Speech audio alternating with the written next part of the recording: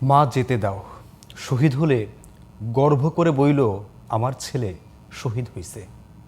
এই ছিল মাকে বলা আলিফের শেষ কথা। গত আগস্টের 5 তারিখ মার্চ টু ঢাকা কর্মসূচিতে অংশ নিতে ঢাকার উদ্দেশ্যে রওনা দিয়েছিল 10ম শ্রেণীর এই শিক্ষার্থী।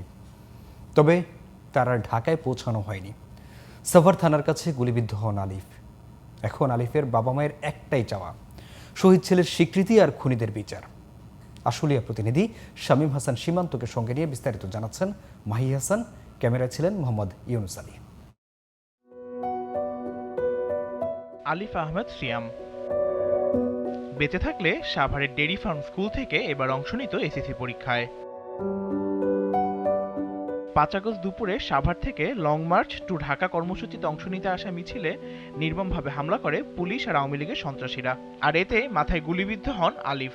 হাসপাতালে 3 দিন লাইফ সাপোর্টে থাকার পরে প্রাণ হারান আলিফ। ছেলে হারানোর 1 বছর পরেও স্বাভাবিক জীবনে ফিরতে পারেননি আলিফের বাবা মা। তখন আমি বুঝতে পারিনি যে আমার বাবা নাই। 6টা সাড়ে 6টার দিকে বললো আলিফের অবস্থা খারাপ, ওর বাবাকে একটু দেখান, আমাকে ভিতরে নিয়ে যাক। তখন আমি বুঝতে পারি যে আমার বাবা নাই। আমার বাবা হয়তো বিজয় বেশে আমার কোলে ফেলেনি, লাশ হয়ে আমার কোলে ফিরেছে। হয়তো তার বিজয়ের কথাটা আমাকে প্রাণ খুলে বলতে পারেনি, আমাকে জড়িয়ে ধরে বলতে পারেনি, মা আমি দেশ স্বাধীন করে এসেছি, ছোটবেলার মুক্তিযুদ্ধ হওয়ার স্বপ্নটা আমার আজ পূরণ হয়েছে। মেনে নিতে পারছেন না প্রিয় সন্তান আলিফ আর ফিরবে না। জুলাই অভ্যুত্থানের 1 বছরেও খুনিদের বিচার না হওয়ায় তাদের সেই কষ্ট বাড়িয়ে দিয়েছে বহুগুণ। আজকে 1টা বছর হয়ে গেল, আমাদের মামলার কোনো অগ্রগতি নাই, কোনো একটা আসামি ধরে না।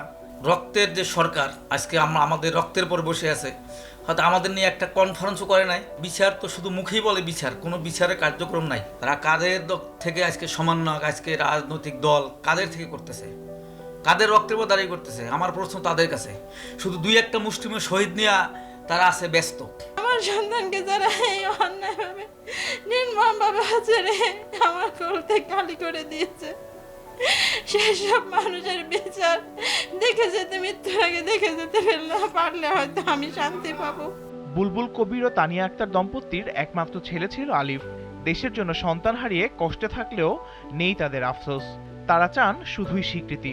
আমাদের চাওয়া খুবই ছোট্ট, আমরা তো তাদের কাছে অন্য কিছু চাচ্ছি না, শুধুমাত্র আমাদের সন্তানদের বিচার চাইছি, তাদের জুলাইয়ের স্বীকৃতিটা চাইছি, তাদের নামে কোনো স্মৃতিফলক চাইছি। এই প্রজন্ম জানবে বাংলায় যে আলিফ এবং সকল শহীদ যারা যুদ্ধ করেছিল, এই যে ছেলেরা স্কুল কলেজের, এবং পরবর্তী প্রজন্ম জানবে যারা যোদ্ধা ছিল, আসলে এরা যুদ্ধ করেছে।